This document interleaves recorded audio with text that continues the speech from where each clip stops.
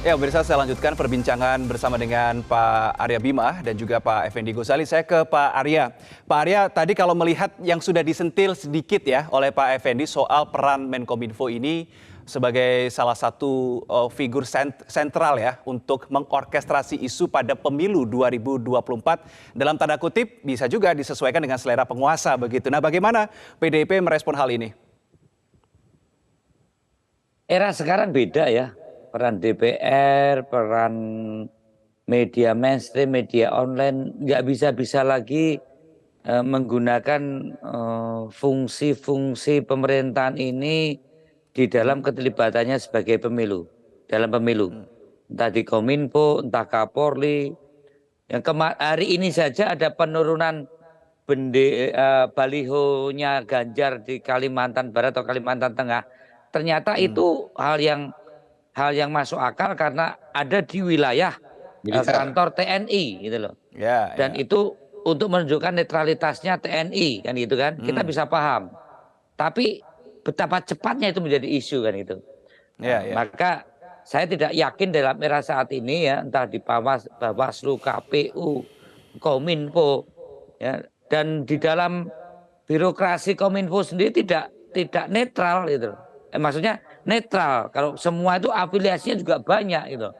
Melakukan perbuatan apapun bisa bocor gitu kan.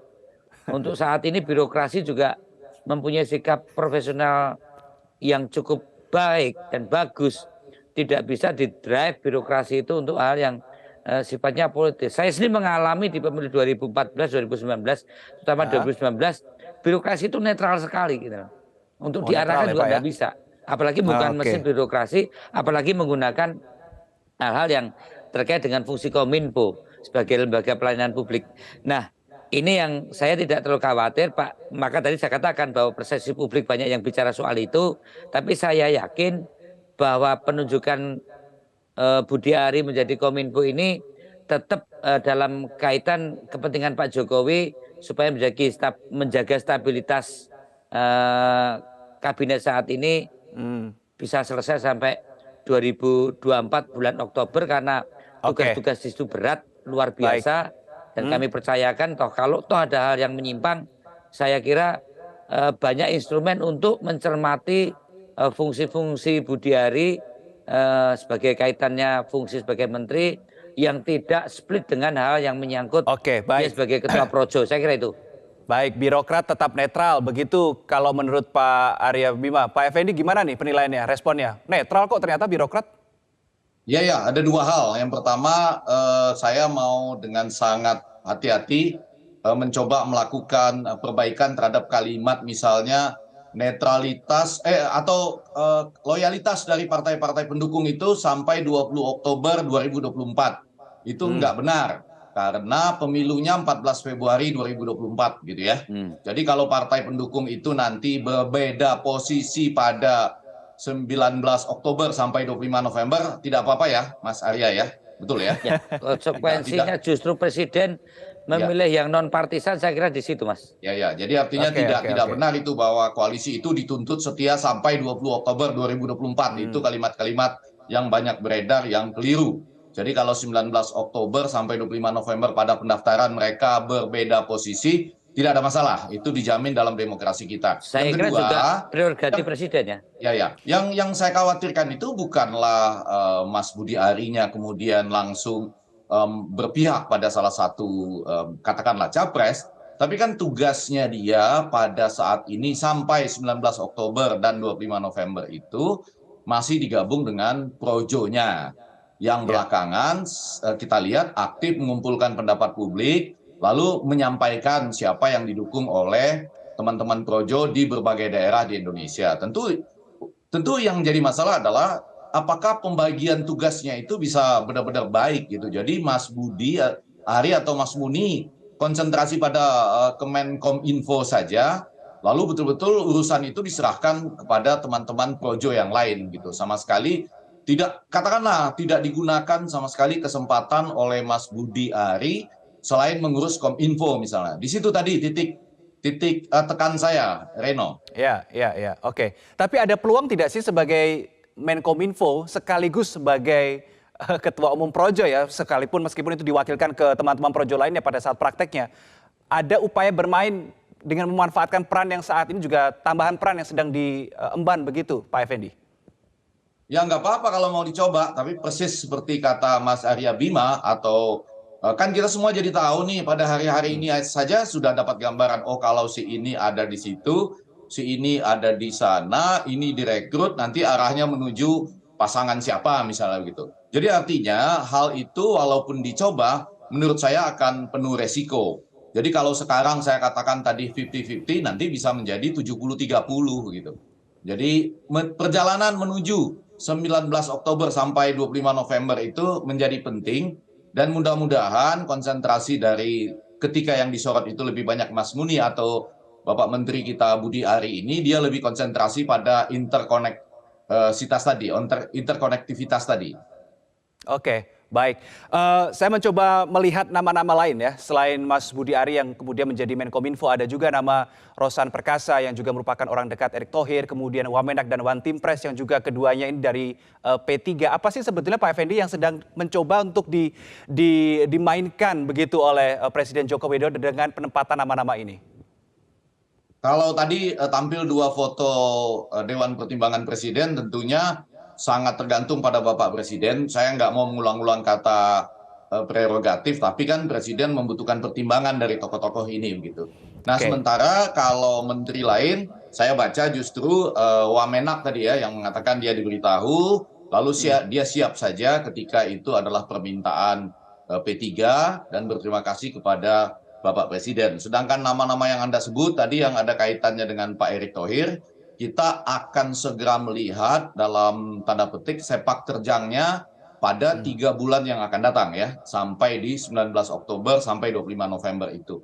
Mudah-mudahan ada sesuatu yang berarti yang mereka suarakan dibandingkan tokoh-tokoh yang mereka gantikan untuk melawan persepsi publik bahwa ini seakan-akan sedang dipul bersama-sama ya atau digabung bersama-sama untuk sebuah strategi tertentu yang kita tidak boleh uzon. Artinya pada sore ini kita nyatakan kita percaya bahwa Pak Joko Widodo sedang membutuhkan mereka untuk akselerasi tugas-tugasnya sambil kita juga terus memperhatikan apa yang mengalir pada persepsi publik. Begitu Mas Arya ya. Saya kira itu bahwa PDI Perjuangan pun akan mengawal pemerintahan Jokowi ini sebagai mandat yang diberikan kepada PDI Perjuangan di pemenangan pemilu legislatif dan juga kandidat yang diusung oleh PDI Perjuangan Pak Joko Widodo, dan pengawalan ini sangat penting karena mandat rakyat itu sampai Oktober 2024.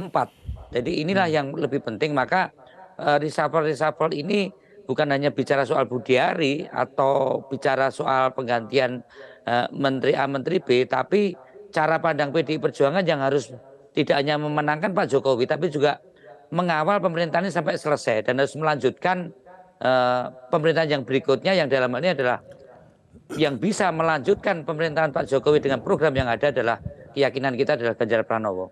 Oke, baik.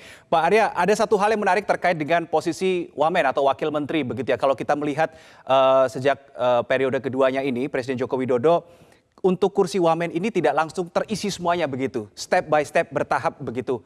Dan ketika diisinya agak belakangan, ini kan sebenarnya membuktikan bahwa sebetulnya tanpa Wamen pun kementerian itu bisa berjalan begitu, kurang lebih maknanya. Nah ini apakah betul menurut Anda posisi wakil menterinya adalah langkah untuk mengakomodir kepentingan politik atau transaksi politik begitu Pak Arya?